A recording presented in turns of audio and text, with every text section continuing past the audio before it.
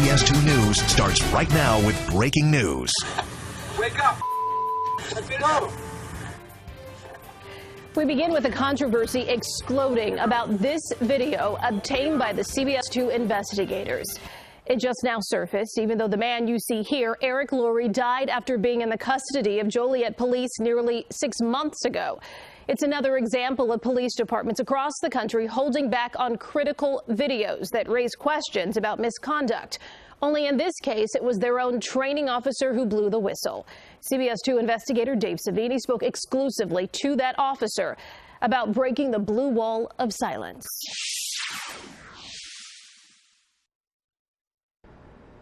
Erica, the video he showed me is disturbing. Another black man in the hands of police who ends up dead. This officer, who still works here and blew the whistle anyway, well, in our conversation, what he had to say was remarkable.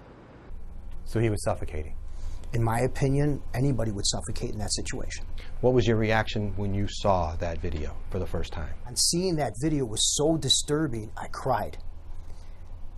Every day having to live with that was a hard thing, knowing that this administration was probably going to do nothing about it.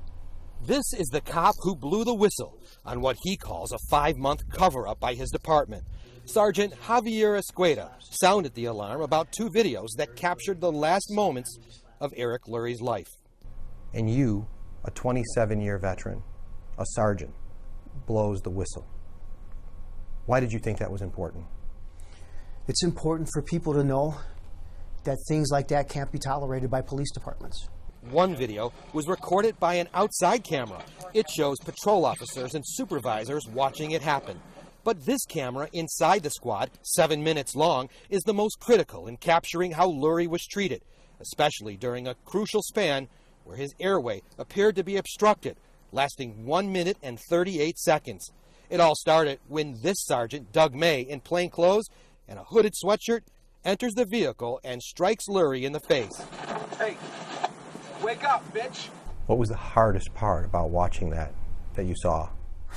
The hardest part of watching that video was watching another fellow sergeant slap him and calling him a bitch on that video, then going straight for his nose, cutting off his airway. When his nose was pinched and held tight shut, what was happening to him at that moment?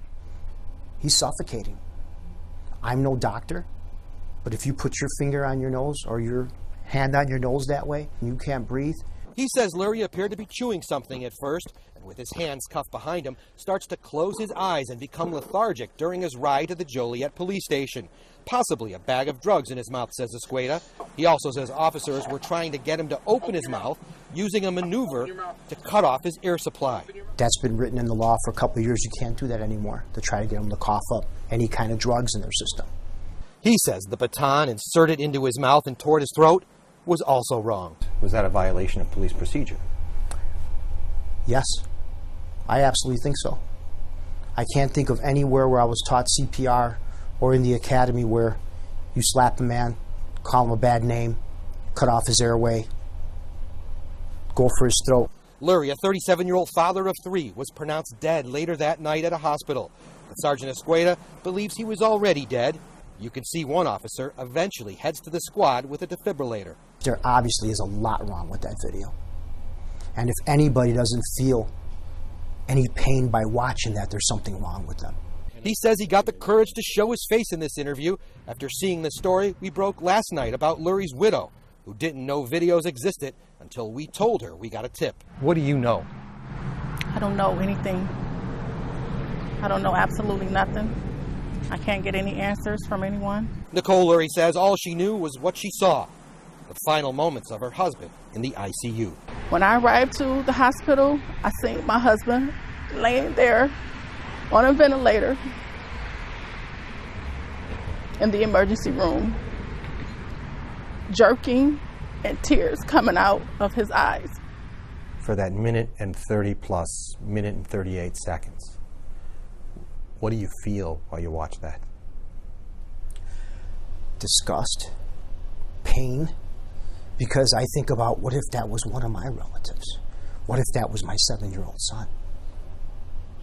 That's somebody else's husband, someone else's son, someone else's grandchild. I was always taught, look at people, treat people on the street as if they were your family, how you would want your family to be treated by the police.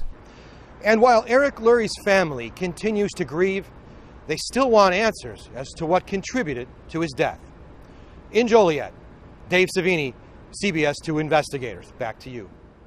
As Dave mentioned, he first alerted Lurry's widow to the existence of this video as part of a CBS 2 investigation that aired Watching that, when you and I watched it, for that minute and 30 plus, minute and 38 seconds, what do you feel while you watch that? Disgust, pain, because I think about, what if that was one of my relatives? What if that was my 7-year-old son? That's somebody else's husband, someone else's son, someone else's grandchild. I was always taught, look at people, treat people on the street as if they were your family, how you would want your family to be treated by the police. This came back from a lieutenant years ago that retired, and I always lived by that. And when I saw that video, that's what I felt. That could have been my relative, treated that way. His wife told me yesterday that she was pregnant at that time. And she carried those babies, twins, up until May.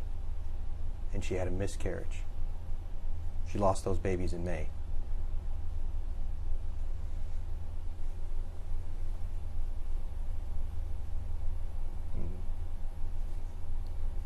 What are you thinking right